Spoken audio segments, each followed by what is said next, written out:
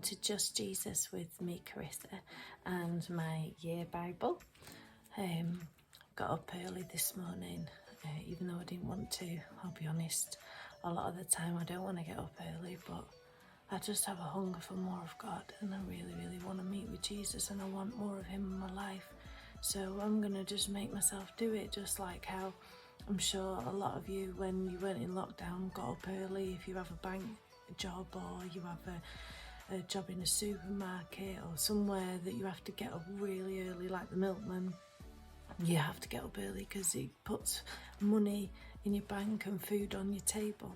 And that's the thing with Jesus. If you get up really early or you spend some time at night time praying, just praying at some point on your own during the day, you're going to be putting money, spiritual money, in your faith bank.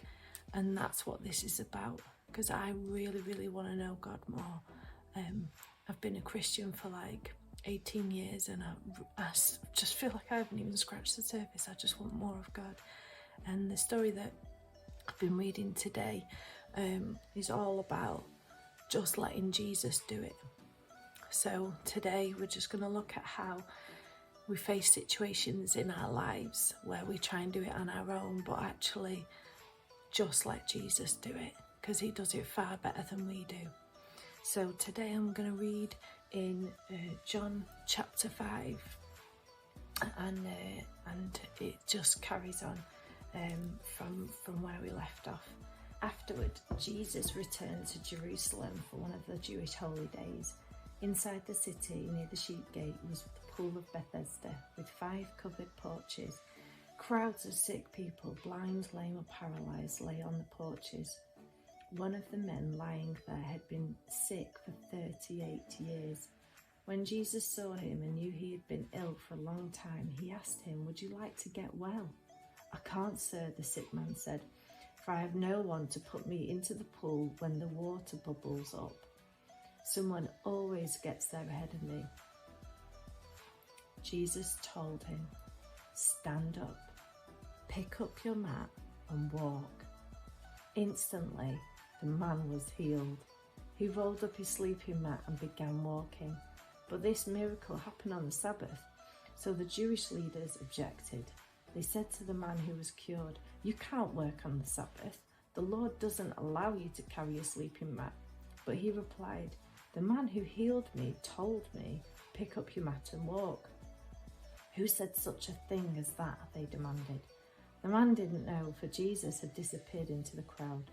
But afterward, Jesus found him in the temple and told him, "Now you are well, so stop sinning, or something even worse may happen to you." Then the man went and told the Jewish leaders that it was Jesus who had healed him. Wow, it's quite a story, isn't it? You think, there's a guy here, there's a whole crowd actually, there's a whole crowd of people who are waiting by this pool of Bethesda.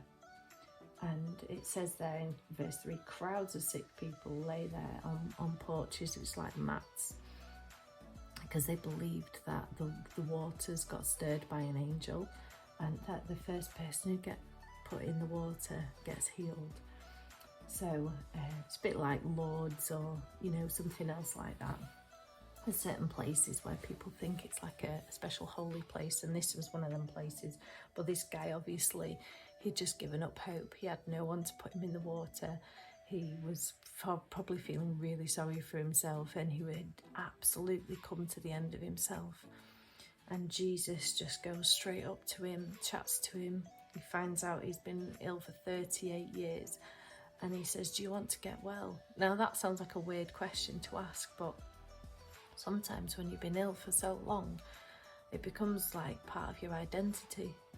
And, people can sometimes feel like, if I let go of this illness, this changes who I am, whether that's an illness physically or even an emotional thing, a trauma that's happened to you, or maybe it's, something you're addicted to that you shouldn't be addicted to, and you don't want to give it up, you're not sure.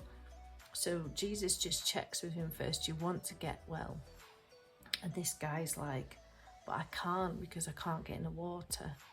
And Jesus says, stand up, pick up your mat and walk. And instantly the man was healed. He rolled up his sleeping mat and began walking. And I just think it's just so incredible. Jesus is so incredible. But he only went to that one guy because I think maybe all the other people were trusting in something else.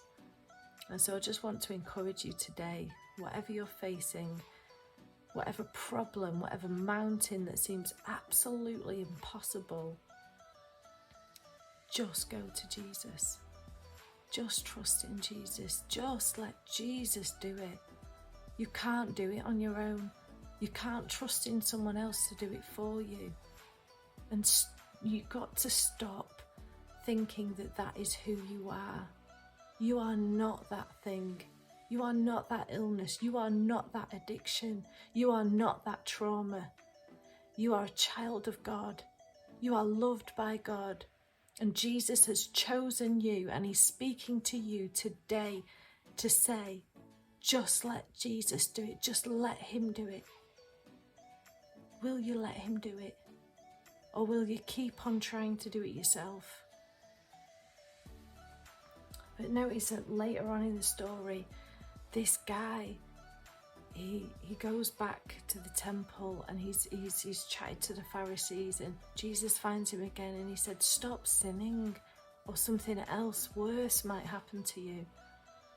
And I just want to encourage you, if you have had something major happen in your life, if you have got that job that you've been praying for, if you have been freed from that addiction, don't keep on sinning. Don't keep on going back to the thing that was in your heart before.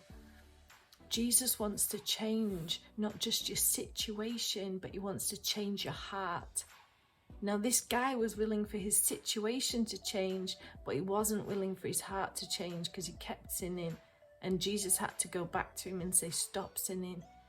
So I just want to encourage you, when you come to Jesus today with whatever it is, whether it's an addiction, a trauma from your past, or whether it's an illness, don't trust in anyone else to do it. Just let Jesus do it.